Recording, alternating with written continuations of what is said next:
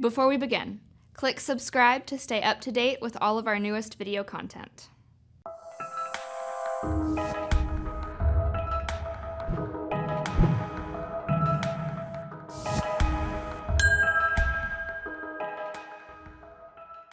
In Sage HRMS, there are two parts to setting up security: the groups and the users. In this video, we will review how to set up a group that you can later attach to a user. From your main menu, click on Setup, System, and then Group Security. There are no groups set up at this time.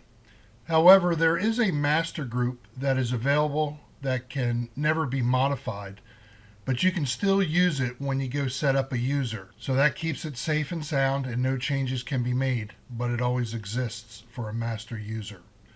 First thing we're going to do here is we're going to click on Add to add a new group.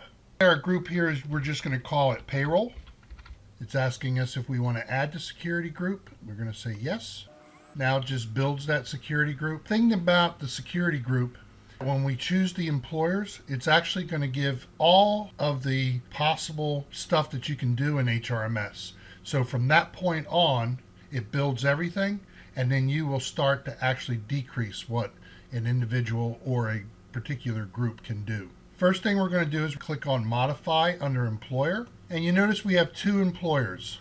We also have an NA, which is basically system. So right now what I'm going to do is allow access, which you go up to where it says no, you double click, and we're going to turn them all on. Now this is where it's going to add everything to all the employers and the system that a group can possibly see. This is where you start to eliminate things that they can see. The next setup column is product, which we have in this case attendance, HR, and payroll, or whatever your company has purchased or has rights to. What we would do if we wanted to limit this down, we could just hit on Modify, and we could just take a yes on attendance and double click it, make it a no, and then we can say OK. Now we're left with two products, HR and payroll. One of the things that will be a key here is always be aware of what you currently have highlighted. For instance, here we have employer 001, and we're also on the HR product. So anything that we do after that point, when we get into the activity, will only be for that employer and for that product. You want to go to the payroll product, you'll have to click on it. If you want to go to a different employer, you'll have to click on it. See how attendance is still on 002? Just be aware. This can be very tedious if you're actually going to eliminate a lot of things, because you have to keep a lot of things in mind. You know, between HR and payroll, what can they see, what can they not see? So we're back on 001 and we're on HR. Now we can go to activity. And so it shows us all the activities that they have rights to. Now, for instance, let's say for some reason we didn't want payroll people messing with rules. We can always shut that off. If you ever wanted to add it back on there, you can always go into Modify, say yes to it, and turns it on. With each activity, whichever one you're highlighted on, you also have tasks. Right now you can see all the action tasks, and then down here you have the details, right? Everybody probably knows about demographics and benefits and that kind of thing. So just keep in mind what it is that you want to shut down. One of the things is big is reports. What reports do you want people to see? In activity, we would click on reports under HR, and then we're given all the tasks or the groups of reports.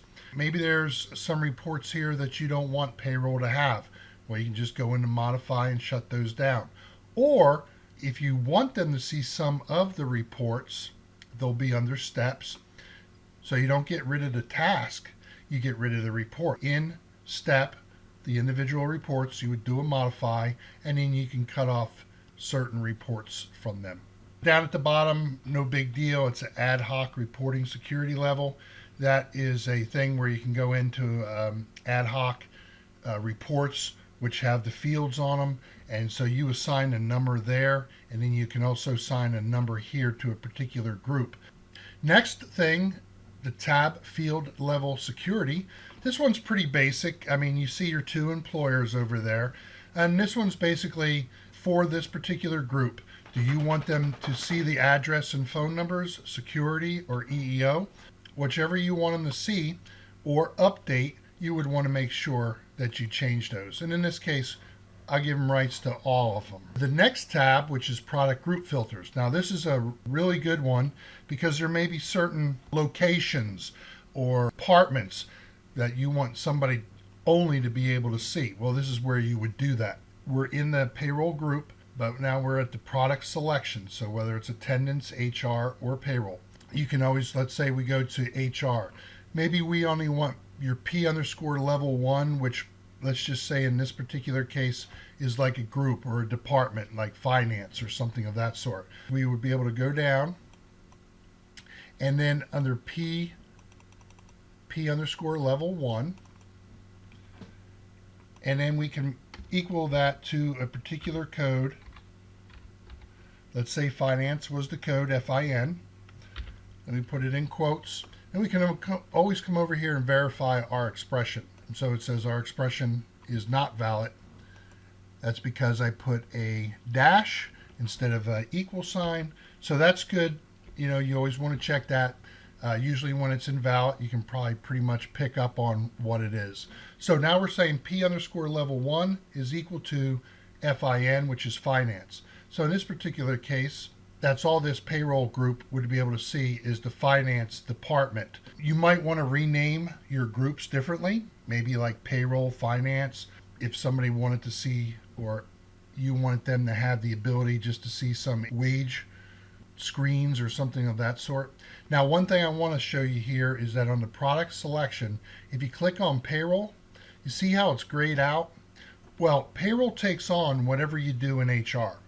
As you can see below, we still have our P_level 1 finance. So we don't have to do it for payroll as well. It just flows down when you do it in HR.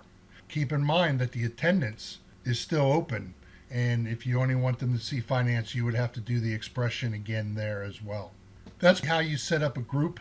You go through the 3 tabs and choose what it is that you want them to be able to see or do as far as tasks. And then you would just apply, and then we can say okay. And when you come out, there's a security group listing for you. In this particular case, we have our payroll one set up, and now we can go look at our users and we can attach a user to that particular group.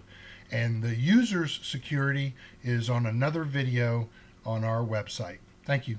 Was this video helpful? Click subscribe to see more videos like this one.